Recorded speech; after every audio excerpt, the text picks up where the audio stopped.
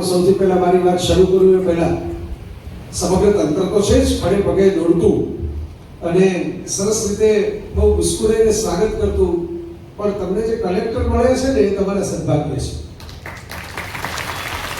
હું તો અમને ફરતા ફરતા તમે કદાચ જોયું હશે, મેં ઇન્સ્ટાગ્રામમાં રીલ મૂકી છે, મારી ચેનલ ઉપર વિડીયો મૂક્યો છે, તો ફરતા ફરતા મને તો સૌથી પહેલા નવાઈ જ લાગી કે 15,000 લોકો છોટાઉદેપુરમાં મેરેથોનમાં ભાગ લે.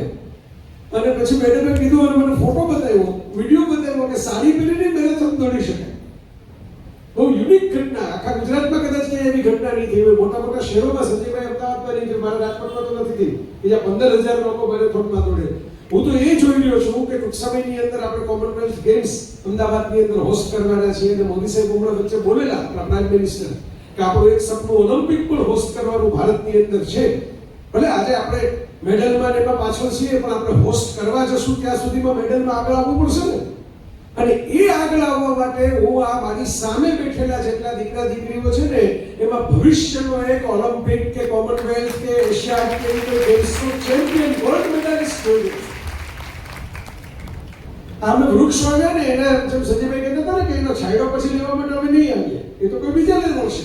આપણે જે વૃક્ષ મોતી નીચે ગાડી સાયકલ ને સ્કૂટર ને પાર્ક કરી દઈએ કે આપણે પોતે 2 મિનિટ ઉભા રહી જાય છાંયો છે એવું સમજીને, એ આપણે નથી વાવ્યા, તો કોઈ કેમ આવ્યા છે, આપણે એના છાંયડા છીએ.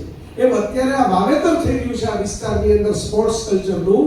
એટલે મને બહુ આશા છે કે તમારી પાસે જીન્સ પડેલા છે, તમે આ માટીના સંતાનો છો, તમારી પાસે નોર્મલ મારા જેવા માણસો પાસે હોય એના કરતાં વધારે ગતિ, શક્તિ, સ્ફૂર્તિ છે.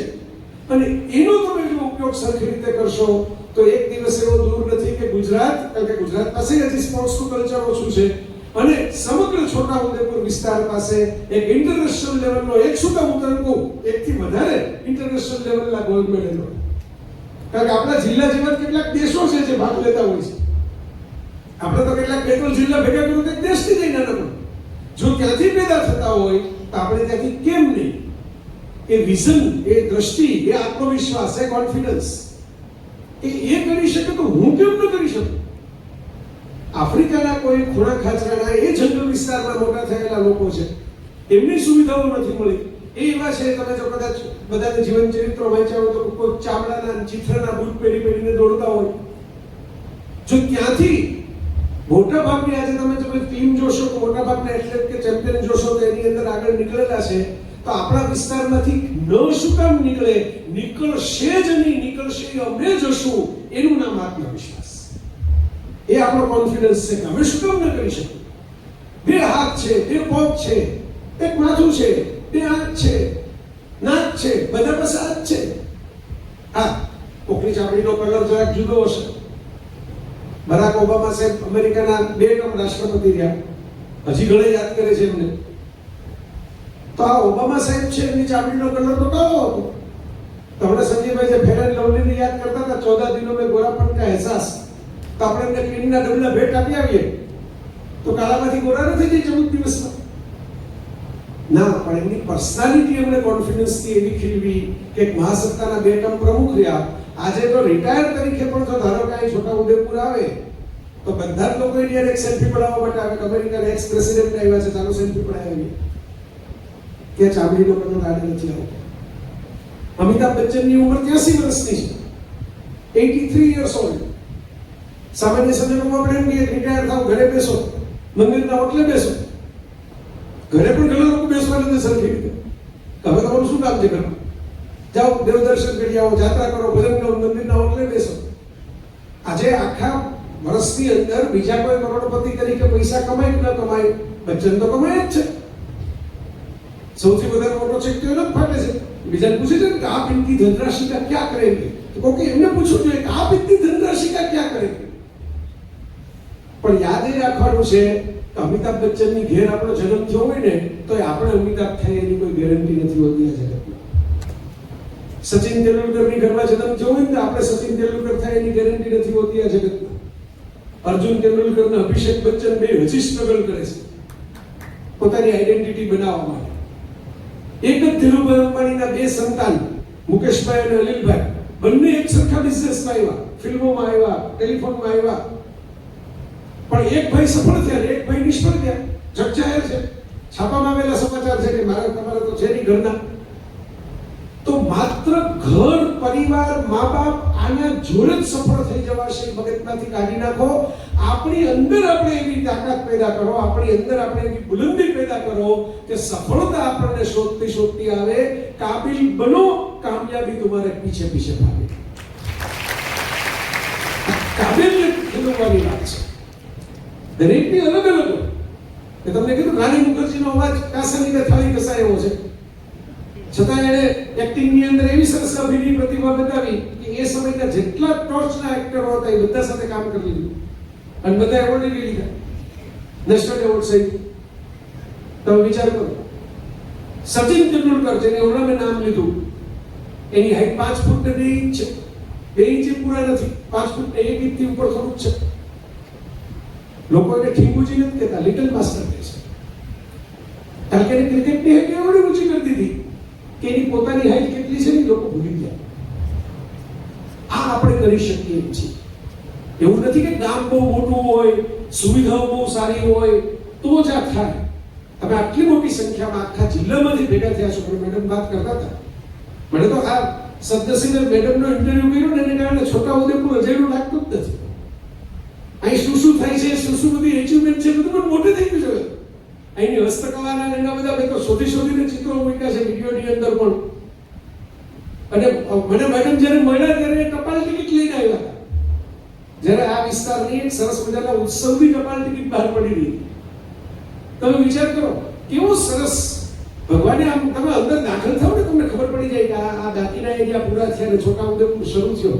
એવી હરિયાળી ને લીલોતરી તમે આયર્લેન્ડમાં જતા હો, સ્વિટ્ઝરલેન્ડમાં જતા હો, ન્યુઝીલેન્ડમાં જતા હો, એ પ્રકારની ફિલિંગ આવવા માંડે તમને. એવી કુદરતની મહેર છે આ માટી ઉપર. તો એની અંદર ખાલી વૃક્ષો જ સરસ થાય એવું થોડું છે, માણસો એટલા સરસ ખીલેલા મારી સામે પોસિબલ છે. થોડું વિઝન જોઈએ, થોડી નવી વાત જોઈએ, નવી ટેકનોલોજી જોઈએ, નવી દ્રષ્ટિ જોઈએ. સંજયભાઈ કેવડું મોટું સ્કિલ સેન્ટર શરૂ કર્યું હમણાં જોયું, તાજમહલ જેવું બિલ્ડિંગ છે અમદાવાદમાં. એમાં કેટલી બધા કોર્સી કરાવે છે. હું તો એમને ખાલી જસ્ટ ત્યાંથી નીકળો તો પહોંચી ગયો, પણ જોઈને મેં કીધું ભાઈ ગર્વ થયો. પેલા પગ મૂકે ને તો આમ કોકને એમ થાય 5 સ્ટાર હોટલના ઓલા ફોનમાં આવી ગયા. એટલે આપણે ભાઈ કોકને પહેલા ફોન કરીને પૂછ્યું કે ક્યાં આવ્યું તો કરું, તો મને કહે તમે છો ત્યાં જ છે. તો મેં કીધું આ તો હોટલનું બિલ્ડિંગ લાગે, એવું મોટું બિલ્ડિંગ છે. પણ એમણે ઊભું કરીને બતાવ્યું, એમણે કામ કરીને બતાવ્યું, ખાલી વાતો નથી કરી, એક્શનમાં મૂકીને બતાવ્યું. આ બહુ મહત્વની વાત છે. હું તમને મારા જીવનમાં જે એમણે પોતાના જીવનના કિસ્સા કીધા ને સાંભળતા સાંભળતા મને યાદ આવવા માંડ્યું મારા જીવનનો કિસ્સો. વર્ષો પહેલા, અત્યારે તો જીપીએસ ના જોડે બધા રાજાભાઈ ફોન આવે ને બધા અલગ અલગ ભૂમિકાબેન નો ફોન આવે, બધા મનભાઈ ફોન કરે, પ્રવીણભાઈ ફોન કરે, બધાના કે ક્યાં પહોંચ્યા. તો હું જીપીએસ માં જોઈને બધા તો અહીં પહોંચ્યો, પછી પહોંચ્યો ફાટક આવી પહોંચી ગયો ઘણો વહેલો, પણ 15 મિનિટ લગી ફાટક પાસે ઉભો, કારણ કે ફાટકમાં ટ્રેનનો ટાઈમ હતો. હું આવ્યો ત્યાં. તો આ દુનિયામાં આવું મારી સાથે થાય એવું તો તમારી સાથે થાય. તમે પહોંચો ને ફાટક બંધ આવે. એવો કે બહુ મોટી વાત નથી, બંધ ફાટકો ખુલી જ જતા હોય છે. પણ હું કાયમ માટે મારા લેક્ચરમાં કહેતો હોઉં છું કે રિક્ષા અને પરીક્ષા એક જાય તો બીજી આવશે. એટલે તમારે ક્યારેય પરીક્ષામાં કંઈક ખરાબ પરફોર્મન્સ થાય ને તો મરવાના વિચાર નહીં કરવાના. એમ માની લેવાનું કે એક રિક્ષા જાય બીજી રિક્ષા આવશે, એક પરીક્ષા ગઈ બીજી પરીક્ષા આવશે. પણ એના માટે આવશે જે ત્યાં ઊભા રહે છે, જે ટર્ન મારીને પાછા જતા રહે છે, ઘરે ગોદડા ઉઠીને સૂઈ જાય છે ને, એના માટે રિક્ષાવાળો ગોતવા નથી આવતો, પરીક્ષાવાળો ગોતવા. તો નેવિગેશનનો યુગ જ્યારે નહોતો, મોબાઈલ આવી ગયા હતા આપણા, જે આવા જીપીએસ નેવિગેશન એટલા પરફેક્ટ નહોતા, એ સમયમાં અમેરિકાથી એક મિત્ર મારી ઘરે આવ્યો. હું જ્યારે અમેરિકા ગયો હતો ત્યારે એમની ઘરે રોકાયો હતો. આપણે ગુજરાતીઓ તો વાટકી વ્યવહારવાળા હોય, એમની ઘરે રોકાયો હું તો નેચરલી આવે જ. પણ એમનો હેતુ જુદો. સૌરાષ્ટ્રના એક નાના ગામમાં જ્યાં હું વતન, એમના ફાધર ત્યાં મોટા થયા હતા. પોતે તો બહુ ત્યાં ગયા નહોતા, પોતે તો ભણવા માટે નીકળી ગયા, દેશ છોડી દીધો. પણ એમના પિતાશ્રી ગુજરી ગયા, એ ત્યાં પહોંચી ગયા હતા પછી. પણ એની પહેલા એમણે એમ કીધું કે મારે મારા ગામમાં એક સ્કૂલ બનાવવી છે. તો પછી આપણે વાત કરી દીકરાએ ફોન ઉપર, અને ગામવાસીઓને કીધું કે 51 લાખ રૂપિયા હું આપું છું. આથી થોડાક વર્ષ પહેલાની વાત છે, એટલે 51 લાખ આપતા 1.5 કરોડ જેવા ગણે. અને બાકીનું થોડું ઘણું જે કંઈ તમે મંજૂરી બધું મેળવી ગયો, પણ મારા પિતાશ્રીની સ્મૃતિમાં આપણે સ્કૂલ બનાવી. ગામવાસીઓ રાજી થયા. એક સરસ મજાનો તમે અહીં જેમ બધા ભેગા થયા ને 1.5-2 કલાક પહેલા તો કાર્યક્રમ ગોઠવો, ભેગું ભોજન ગોઠવો, અહીં જેમ ગોઠવાયું છે તમારી ભોજનની વચ્ચે હું જ છું હવે, બરાબર. પણ આ પ્રેક્ટિસ કાઢવાની છે કે જો સામે જમવાનું રેડી પડ્યું હોય તો કોક આપણને લડવા માટે બોલ કરતો આવી જાય તો કેમ સહન કરવું? આ ટોલરન્સ જેટલું ડેવલપ કરશો ને એટલી સક્સેસ વધારે પડશે આજે, બરાબર. શક્તિ છે ને એ સહન શક્તિની અંદર છુપાયેલી છે. હું બીજી રીતે મારી ભાષામાં વાત કરું ને તો બોક્સિંગમાં, કુસ્તીમાં એ નથી જીતતા કે જે લોકો વધારે જોરથી મુક્કા મારે છે, એ જીતે છે કે જે બીજાના મુક્કા વધારે સહન કરી લે છે. કારણ કે તમને મુક્કો મારવાનો મોકો ત્યારે મળશે જ્યારે બીજાના મુક્કા તમે સહન કરીને ઊભા હશો, અને તમારે થોડુંક સહન કરવાનું છે. પણ પેલા ભાઈની એવી ઈચ્છા કે મને બોલતા બહુ ફાવે નહીં, મને ઇંગ્લિશ સિવાય ગુજરાતીમાં સરખી 10 મિનિટ બોલી ન શકું, તમે ભેગા આવો ને તમે બોલી દો. હેતુ એટલો સારો, મેં હા પાડી દીધી. પોતે અમદાવાદથી ખાસ રેન્ટ ઉપર પણ મર્સિડીઝ લઈને આવ્યા હતા. વાટ પડવો જોઈએ ને, ખિસ્સામાં 51 લાખનો ચેક. આપણે બધા પિક્ચરમાં જોઈએ છીએ રેબનના ગોગલ્સ, સરસ મજાના બધા ફોરેનની બ્રાન્ડ વાળા બધા શૂઝ ને બેલ્ટ ને પરફ્યુમ એવું છાટેલું. આમ આવે તો અમારે લિફ્ટની અંદર બહેક આવી ગઈ એવું તો પરફ્યુમ છાટીને આવ્યા હતા. મેં હા પાડી, ઘરે જતો બરાબર બેસી ગયો એની ભેગો. મુશ્કેલી એટલી થઈ કે પોતે વટમાં ગાડી લઈને મને બેસાડીને નીકળી તો ગયા. ગામની નજીકે પહોંચ્યા, કારણ કે ત્યાં લગીના રસ્તા તો બધા ક્લિયર હતા, સાઈડ બોર્ડ ઉપરથી પહોંચી શકાય એમ હતું. ગામડું જે જવાનું હતું ને ત્યાંથી રસ્તામાંથી રસ્તો ભૂલી ગયા. અને નેવિગેશનની વાત તો જવા દો, બેમાંથી એકીના મોબાઈલમાં નેટવર્ક જ તો આવે, પૂછવું કોને? ગામમાંથી કોઈને ફોન કરો તો લાગે ને, હવે ત્યારે મોબાઈલ ફોન નવા હતા. તમને જો ખબર હોય, અહીંથી એવા બધા મિત્રો અમારા આગળની લાઈનમાં બેઠા છે કે મોબાઈલ ફોનમાં ઇનકમિંગ આવે એને પૈસા થતા. આ કોઈને આપણે ગુજરાતીમાં એક મહાન ટેકનોલોજી શોધેલી, મિસ કોલ ટેકનોલોજી. કોલ જ નહીં કરવાના, મિસ કોલ કરવાના. ધાબા માણસે કહી દેવાનું પહેલા તો 2 મિસ કોલ આવે તો આમ સમજવાનું, 1 મિસ કોલ આવે તો આમ સમજવાનું, 3 મિસ કોલ આવે તો આમ સમજવાનું. પણ કોલ જાય નહીં, કારણ કે ત્યારે એટલા ટાવર નહોતા, ફટાફટ કોલ લાગવા માંડે બધી ઇન્ટિરિયર વિસ્તારમાં, અંતરિયાળ વિસ્તારમાં.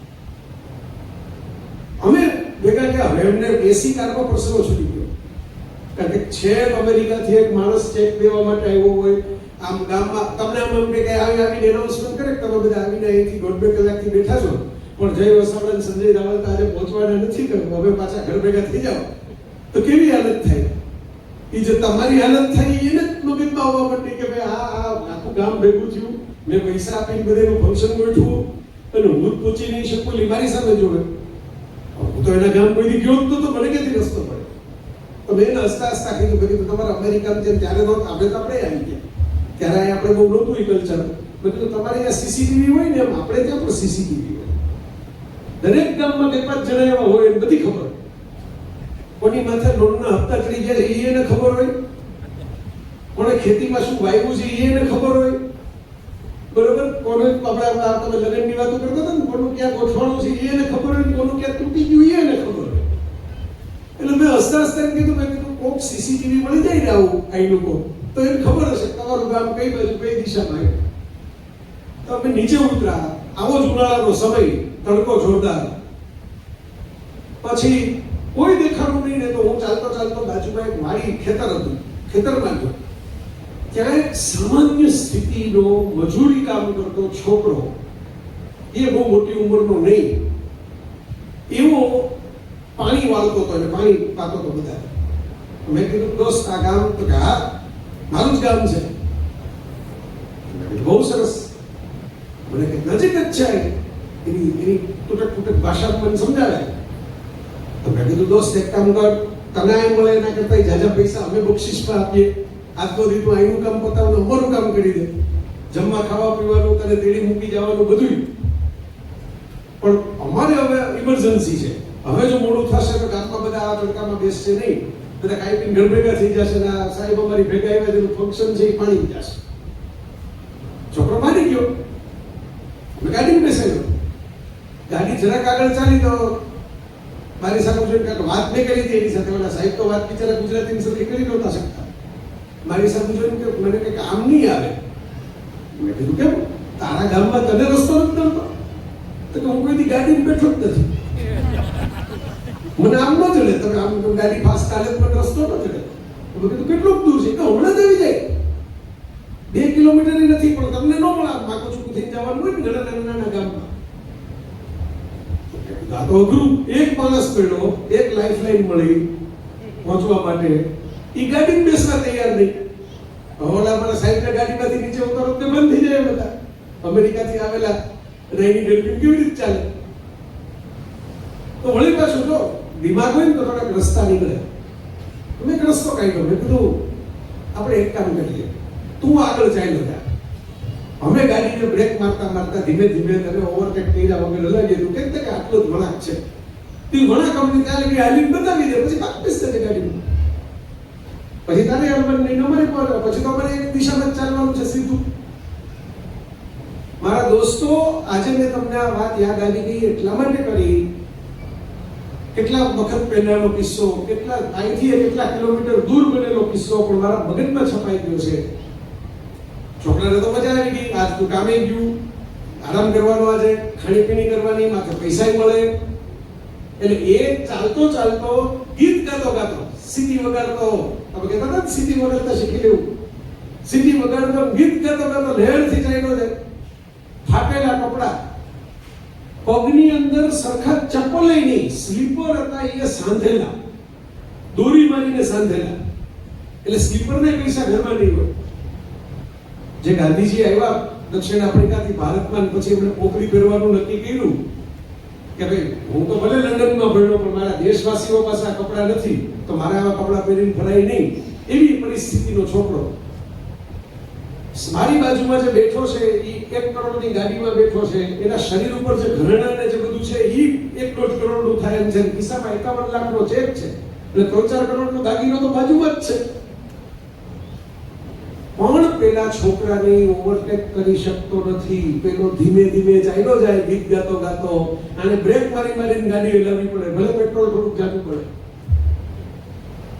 છોકરો જાય હાથમાંથી તો કાર્યક્રમ જતો રહે હાથમાંથી. અને મને જે વિચાર આવ્યો ને મિત્રો, આજે તમારી સાથે શેર કરું છું. પેલા છોકરા પાસે સરખા ચપ્પલ નથી, પણ એ આગળ ચાલે છે, અને આ સાહેબ પાસે કરોડોની સંપત્તિ છે, અને અત્યારે બેઠા છે એ કરોડોની ગાડી છે, અને કરોડોના કપડા પહેર્યા છે, ઘરેણા પહેર્યા છે, ઘડિયાળ પહેરી છે રોલેક્સની, અને છતાં એ બ્રેક મારતા મારતા પાછળ ચાલે છે. કારણ કે પેલા છોકરાને ખબર છે કે મારે ક્યાં જવું છે, અને સાહેબને ખબર નથી કે મારે ક્યાં જવું છે. જિંદગીમાં તમારે આગળ વધવું હોય તો ખબર હોવી જોઈએ કે મારે હવે શું કરી બતાવવું છે, મારે ક્યાં પહોંચવું છે. આ એક મગજમાં નકશો બનાવવાનો છે મિત્રો. નકશા વગર તો કેવી રીતે મંજિલ આવશે? ખબર તો હોવી જોઈએ ને. એક તમે પિક્ચર આવ્યું હતું નીલ બટ્ટે સન્નાટા નામનું, સત્ય ઘટના હતી, અને મને યાદ એટલે એવું કે એમાં કલેક્ટરની જ વાત હતી. એ દીકરી ભણીને કલેક્ટર બને છે ઉત્તર પ્રદેશની અંદર. એની સ્ટોરી ઉપરથી આખું ફિલ્મ બનાવવામાં આવેલું, જેમાં વિધવા માતા છે, જે દીકરી આજે કલેક્ટર છે પણ ત્યારે કલેક્ટર નહોતી. માં બીજાના ઘરના વાસણ માંજીને ભણાવવાની કોશિશ કરે છોકરીને, અમે તો ન ભણ્યા પણ આમાંથી બહાર નીકળવા માટે તું ભણી લે. અને દીકરીને ગણિતમાં મજા નથી આવતી, મેથેમેટિક્સ અઘરું લાગે છે, એટલે પાછી આવતી રહે ક્લાસમાં, મેથ્સ સમજાય નહીં. એટલે માં એમ કીધું બડી હો કે ક્યાં કરેગી, મોટી થઈ તું કરીશ શું? તો કે તું જીવે છે ને બીજાના ઘરના બર્તન માંજે, તું વાસણ માંજીને જીવે છે, હું વાસણ માંજીને જીવીશ. માં ખીજાય છે કે આ કઈ સપનું છે? આવા સપના જોવાના હોય કે વાસણ માંજશું મોટા થઈને કોકના ઘરમાં? અમારી મજબૂરી છે. આ મજબૂરીને તમે તમારા સપના ન બનાવો. આ મજબૂરી અમે એટલા માટે રાખીએ છીએ તમારા સપના મોટા થાય, તમારી લાઈફને કારકિર્દી મોટી થાય. અને માં પોતે સ્કૂલમાં જઈને પ્રિન્સિપાલને મળીને એમ કહે છે કે મને તમારા ગણિતના ક્લાસમાં બેસવા દો, થોડું ઘણું ગણિત હું શીખું તો રાતના અને લેસન કરાવી શકું, તો આને ગણિતમાં કંઈક રસ પડે ને તો મારી આ જીવાદોરી છે. હવે એના પપ્પા તો છે નહીં, અને એકની એક દીકરી છે, અને એ એવી વાતો કરે છે કે બીજાના ઘરના કામ કરીને મોટી થઈશ. પ્રિન્સિપાલને એમ થાય છે કે ભાઈ કે હું તમને એડમિશન તો ના આપી શકું બેન, પણ તમે બેસો ક્લાસમાં. એ માં બેસે છે ક્લાસમાં ભણાવવા માટે, શિક્ષક આવે છે, 2-5 દિવસ બધાને નવાઈ લાગે છે કે આવડી મોટી ઉંમરની આ બાઈ કેમ આવે છે, પેલી છોકરીને એટલી શરમ આવે છે, બોલતી નથી એની બેનપણીઓને કે મારી માં છે. આજે મોટી ઉંમરની સ્ત્રી છે, છેલ્લે આવીને બેસે છે મારે કાંઈ રેખી જોઈએ ને. અને એક દિવસે શિક્ષક એક નિબંધની પ્રેક્ટિસ કરાવવા માટે બોર્ડ ઉપર લખે છે કે ચલો આપ સબકો નિબંધ लिखना है, मेरा सपना, મારું સપનું. આગળ છોકરી બેઠી છે, પહેલી લાઈનમાં બધાનો વારો છે, માં તો છેલ્લે બેસે છે કારણ કે તો ખરેખર ઓફિશિયલી તો સ્ટુડન્ટ જ નથી. તો આગળ બેઠેલી છોકરી છે ને એ ઊભી થઈને એમ કહે છે કે હમ તો ગરીબ है और गरीब के पास कोई सपना होता ही नहीं. नेगेटिविटी सीधी नाक पाड़ी दीदी, गरीब के पास कोई सपना होता ही नहीं. तो બધા હસી પડે જોર જોર. બધા કંઈક ને કંઈક એનું સપનું બોલે છે. કોઈક કે મારે પાયલટ થવું છે, કોઈક કે મારે ઇન્ડસ્ટ્રીયલિસ્ટ થવું છે, કોઈક કે મારે ખેતી કરવી છે. છેલ્લે પેલી માનો વારો આવે છે ને એટલે ખબર છે દીકરીની શરમ આવે છે, બોલશે નહીં કે મારી માં છે એટલે પોતે દીકરીની ઓળખાણ નથી આપતી. ઊભી થઈને ખાલી એટલું જ બોલે છે કે ગરીબ તો वो है जिसके पास कोई सच्चा और अच्छा सपना ही नहीं. ગરીબાઈ એ નથી કે પૈસા નથી, ગરીબાઈ તો એ છે કે આપણી પાસે ક્યાં પહોંચવું એનું લક્ષ્ય નથી. આ પ્રમુખ સ્વામી મહારાજને મળવા માટે અબ્દુલ કલામ આવતા એમનું આખું પુસ્તક છે. બે જણાએ કેવી વાતો કરી. એ કલામ સાહેબ એવું કીધેલું કે સપના એ નથી કે જ્યારે તમે રાતના સૂતા હો અને તમને આવે. સપના તો એ છે કે તમારી રાતની નિંદર ઉડાડી દે કે હું આ લક્ષ્ય ઉપર ક્યારે પહોંચીશ. એ કલામ સાહેબે પોતે રામેશ્વરમની અંદર છાપાના ફેરિયા તરીકે કામ કરતા કરતા રોકેટના ફોટા જોયા અને એમને એમ થયું કે આપણે એક દિવસ રોકેટમાં બેસવું છે. એમને એ ખબર નહોતી કે રોકેટમાં માણસ ન બેસતો, એ તો વિમાનમાં બેસી શકે. પણ જો સપનું જોયું ને તો એક દિવસ ભલે રોકેટમાં બેઠા નહીં પણ રોકેટ એવા બનાવ્યા કે જે રોકેટ DRDOમાં બનાવવાને કારણે એમને ભારતના રાષ્ટ્રપતિ બનવાનું બહુમાન મળ્યું. અને આજની તારીખે પણ હજી એમનું નામ લઈએ તો જો તમે હમણાં જ તાળીઓ પાડી, મેં તો તમને કીધું નથી કલામ સાહેબનું નામ પડે તાળીઓ પાડજો. હજી લોકોના હૃદયમાં વસેલા છે કારણ કે એમણે કંઈક સારું કામ કર્યું છે બીજાઓ માટે. આત્મવિશ્વાસ કેમ વધે? આત્મવિશ્વાસ કોઈ amazon.com ઉપર મળે કે તમે ઓર્ડર કરીને મંગાવી શકો. આત્મવિશ્વાસ છોટાઉદેપુરની કઈ દુકાને 500 ગ્રામના પેકેટમાં મળે છે, 2 કિલોના પેકેટમાં મળે છે? કેવી રીતે વધે કોન્ફિડન્સ? નવો આત્મવિશ્વાસ ક્યાંથી આવી જાય? તમે હમણાં સાયકલ ફેરવવાની વાત કરતા હતા. સાયકલનો નિયમ છે તમે પહેલા ચલાવો એટલે પડી જ જાઓ. તમે એટલું ઈઝી લાગે ને એમાં કોઈ કેમ કે કાંઈ ડાય ઊભી છે ડાય પાસે જ જઈને ભટકાઈ શકે. આપણે બ્રેક મારવી હોય તો લાગે. આત્મવિશ્વાસ નથી, આવડતું નથી. તમે વિચાર કરો, તમે મને કહો ને અત્યારે બરાબર કે ભાઈ આ રોટલી ભણો ચાલો, પણ બાકી દુનિયાના આટલા ઉપદેશ આપો છો, આટલા ભાષણ આપો છો ને તો અત્યારે અમારે જમવાનું ટાણું થઈ ગયું, બે રોટલી મળી ગયું. અમને ન આપતા કમસે કમ સંજયભાઈને 2 રોટલી તમારા હાથની છે મળી ગયો. તો મારાથી રોટલી ભણવા હું બેસું ને શરમે ધર્મે કે ભાઈ હાલો કેમેરા વાળા બધા ઉભા છે ક્યાં જાય આપણે રોટલીમાં વેલણ ઉપર આમ ફેરવવું તો પડશે. તો એ અફઘાનિસ્તાનના નકશા જેવી થાય, ગોળ તો થાય જ નહીં. અને ચડે કેવી તમારે સમજી લેવાનું. આટલું વર્ણન કર્યું પછી તમારે ખબર પડી જાય કે કાચી જ રહેવાની હોય. તો આપણા ઘરમાં ટીવી ચાલુ હોય તો, ફોન ચાલુ હોય તો, બીજા 1000 કામ હોય તો એની વચ્ચે રોટલી ગોળ નથી ચાલતી. મમ્મીઓને કોન્ફિડન્સ ક્યાંથી આવે છે ગોળ રોટલી વણવાનો? તો વિચાર કરો કઈ સ્કૂલમાં રોટલી વણવાના ક્લાસ ચાલે છે, રોટલી ગોળ કરવાના ક્લાસ ચાલે છે? કઈ સ્કૂલમાં સાયકલ ચલાવવાના ક્લાસ ચાલે છે? આ ક્યાંય કોઈ આપણને ભણાવતું નથી, છતાં આપણને આવડી જાય છે. આપણને 2 પગ ઉપર ઊભા રહીને બેલેન્સ રાખવાનું કોણે શીખવાડ્યું? ક્યાં ભાત કે ટુકડો દાવે છે કે કેમ બેલેન્સ રાખવું? છતાં આપણે બધા ચાલીએ જ છીએ બેલેન્સ રાખીને 2 પગ ઉપર. બહુ મોટી ઉંમર થાય ત્યારે લાકડી લેવી પડે તાકે બેલેન્સ જાય. આ વાત હું તમને એટલા માટે કરું છું મિત્રો કે કોઈ પણ જગ્યાએ કોન્ફિડન્સ એટલે આત્મવિશ્વાસ વધારવાનો એક જ સિક્રેટ રસ્તો છે, એક જ ફોર્મ્યુલા છે, એક જ મેજિક છે: પ્રેક્ટિસ, પ્રેક્ટિસ, પ્રેક્ટિસ, પ્રેક્ટિસ. જેણે સાયકલ ચલાવવાની પ્રેક્ટિસ કરી હશે એ ખુલ્લા હાથે પણ ચલાવી નાખે છે. મને ઘણી વખત લોકો મોબાઈલમાં લેખ ટાઈપ કરતો જોઈને પૂછે કે હો આટલી ઝડપથી લેખ ટાઈપ કરો? પ્રેક્ટિસ કરો.